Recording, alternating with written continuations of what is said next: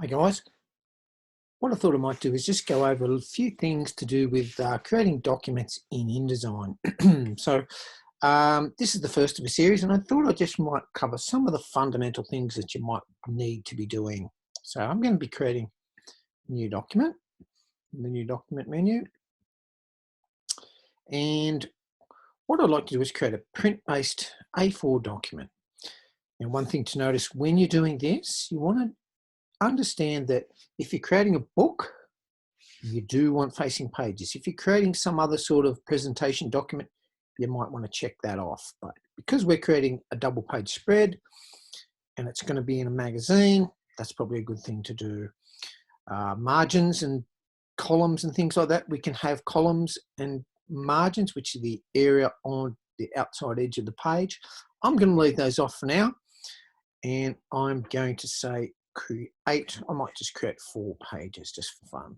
There we go, 4 pages, 2 double page spreads. And there we are. Now just draw your attention over to the pages menu here. We have a page 1, 2 pages, and then we have this 3rd page here. This is a bit of an odd looking setup, and you will get this. So what I'm going to do is go to the document setup menu. And the trick to this is I'm actually going to start the page or the document page at number 2. And what that will do is this. So now we have a double page spread and another double page spread. Great. That's just what I want. So what I'd like to do is I'm going to assume I'm going to put an image in here. Now I'm just going to placeholder a box here for now, something like that perhaps. And these 2 square shapes will both sustain photographics images, but typically the one with the cross through it is the one you want. Now I'm just going to put a little color in that just for the time being. I'm going to come back to images and so forth in a minute, but just for now I'm just going to place that there, and I'm going to talk about some text, placing text onto the page. Maybe I'll make that a bit smaller there. Bigger, I should say. So there we go. So that's sitting on my page. I'm liking that so far. All right. So I'm going to set up some text, and when you click and drag with the text tool, you're creating text boxes, and you can right click and fill with placeholder, holding copy or dummy copy. And that's a great way to populate your document. But I happen to have some text already available. So what I'm going to do is go over to a Word document that I have, and I've got some text that I want to use for my layout. Okay, so this is this article here. So I'm going to copy from a Word document, and I'm going to create my text box. Now I'm going to create it on top of the image to start with. So I'm just going to click and drag with my text tool and paste into the document. Okay, so that's going to sit there in my magazine spread over the top of a photographic image. Now you'd want to have your type menus open. So you want to go and get your paragraph. This is a great way that you can format this document. And I'm going to set my body copy to the left, which is just what I want. Okay. Now you'll notice you can notice on my screen, I should say, that I have a little red box at the bottom here. That represents overset text. That means there's more text that I copied than could fit inside of this text box. So I want to spill that onto my second page. So just simply clicking on that box one time will give you the rest of the text in your cursor. So what that means is I can click and drag out from there and fill that text up. So that all that text now is, I'm still a little bit overset, but that's all right. It's a linked text box. So what that means is if you were to increase the size of your text or reduce the size of your text, it flows right through. It's very responsive. Okay. Now what you're doing when you're creating good typography is you're trying to get the viewer to read the document essentially. So And what I mean by that is creating hierarchy and visual points of interest. And so, as I say, your job as a designer is to entice the viewer into what would otherwise be a big, frightening bunch of text. So I've got my page 2 spread here, and what I'm going to do is I'm going to come to the text frame options and create 2 columns from this, and that already feels a little bit more consumable for me as the reader. Okay, so I'm going to have 2. You can have any amount you like, but I think I'll go with 2, and I'm going to say okay. And that's just a nice way to get text to be, to be interesting. Another way we can do this is to create drop caps. And so the very first letter of my story, with my paragraph panel open, I'm going to come down here and create a big drop cap. And that's a really nice way to have the viewer. It's just about having your reader not be too scared to jump in. Little tricks like this allow your reader to be enticed to read something. Things like making a single paragraph. This might be my subheading. This might be, I'm just going to make that Helvetica. I'll make it all Helvetica. I like to use family types or types with different weights and, things like that. So my subheading would typically be, perhaps it's stronger or more bold, and that's just giving my reader different ways in which I might be able to consume this article. Okay, that's good so far. Maybe I'm going to have these question and answers things. They could be bold.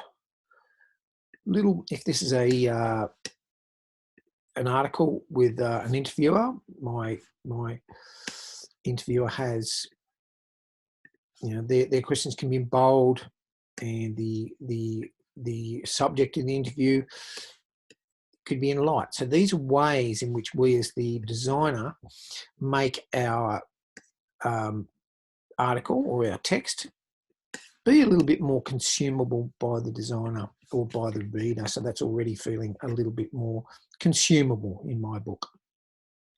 I haven't spoken much about images, so I guess this might be a good time to do it. I want to keep this fairly short, guys. So this box here, this might represent my photograph. So I'm going to place this in. So File and Place. And as you can see here, I have a whole series of different graphic types and image types. JPEGs, fine. PSDs, fine. And Adobe Illustrator icons or artworks, perfectly fine. I'm going to use this Photoshop document. So all these image types will work. But I'm going to use this PSD. And I'm going to actually show you why I like PSDs for most exercises like this. So there's my PSD. It's beautiful and it's fantastic. One thing about bringing photographs in, I'm just going to delete that out just to do that again, just to illustrate a thing. Picture boxes, creating picture boxes. There's my picture box with a cross through it. Command D or File and Place, or Command D. So either will get you to bring that in. When you do that, that picture will come in at the same size regardless of the box that you drew. So that picture box changes, but the image does not. What I can do is right-click on an image, right-clicking, and I can go to the fitting menu and I can fit content proportionately or any of these other fitting options, but I'm going to go with that. And you can see that there's the full image inside of that box. So I'm just going to, that's one way to fill a box. So I'm going to illustrate another concept here. So there's my picture box. One click moves me the container, if you like to think about it that way. One click moves the container. Double clicking, however, onto the image, you'll see that that's the full size of that image. So I can click and drag that through there, and I can actually use my space bar through there. So just to recap, one click is the container, and double clicking is the actual image that sits inside the container. So that's a bit of a trick there. But I'd like to have a full screen image. I think that will look cool. I'm going to click and arrange that to the back. So that's looking good. Okay. A couple more things. One thing about what I sometimes, as I say, I like to use Photoshop documents in my documents. For whatever reason, that I'm not too fond of the image, or I need to change that image in some way, I can do that because it's a live Photoshop document. Right clicking on the image, click on the image, right click on the image, and I can edit with Photoshop. So I've already got this in Photoshop, and there it is there. So what's great about this is I can make some sort of change to this thing here. I might put a bit of a color overlay over the top just to, you know, knock it back a little bit, so to speak. I'm just going to put a flat color over the top. Might change a blending mode. Okay. I've made a change. I've made a change in Photoshop. I can save that, Command S, Command W, and I can go back to InDesign, and that change has taken effect. So this here is a terrific way of having a live document, a live image inside of Photoshop. It's very, very handy. Oh, I should say inside of InDesign. So I have this ability to edit live. Very, very handy. Okay. One or two more things. I'm not going to take all day with this. A couple of things I want to share with you. I've already got some icons already made. So I'm just going to draw out another picture box like so, and place Command D into my document. I'm going to bring in one of my icons that I've already created. So I'm going to bring that in, and you can just see that there it is there. There's my icon. It's very hard to see. I'm sorry about that, guys. So there's an icon. Maybe I want to use that Illustrator icon.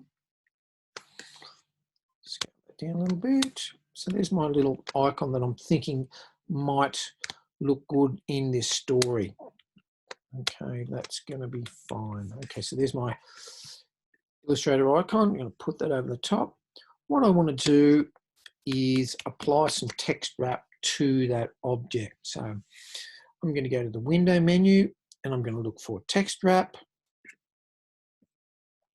And provided that object is selected, I can hit one of my settings there, and I get some text wrap going on, and that looks pretty good so far. And I can, in fact, increase that text wrap, something like that.